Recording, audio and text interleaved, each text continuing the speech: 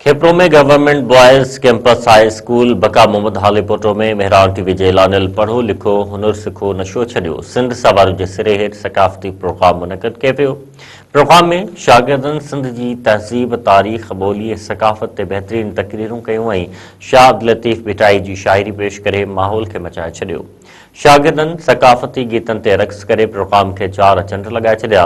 Programme में टेबलो ओताक ऐं much कचहरी जहिड़ा टेबलोज़ पेश कया विया। सिंध जी क़दीम रवायतुनि जो नक्शो चिटियो वियो। शागिर्दनि अजरक टोपियूं ऐं पटका पाए सिंधी सकाफ़त जा नया रंग विखेरिया।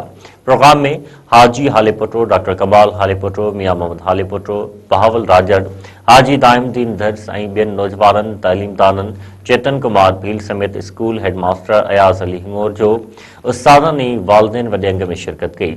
उन मौक़े ते मौज़ूज़ीन पंहिंजे ख़िताब में तइलीम ऐं सिंध जी सकाफ़त जी अहमियत ते रोशनी विझंदे चयो त सकाफ़ती ॾिहाड़ा मल्हाइण सां नए नस्ल खे पंहिंजी तारीख़ ऐं सुञाणप खां आगाही मिले थी।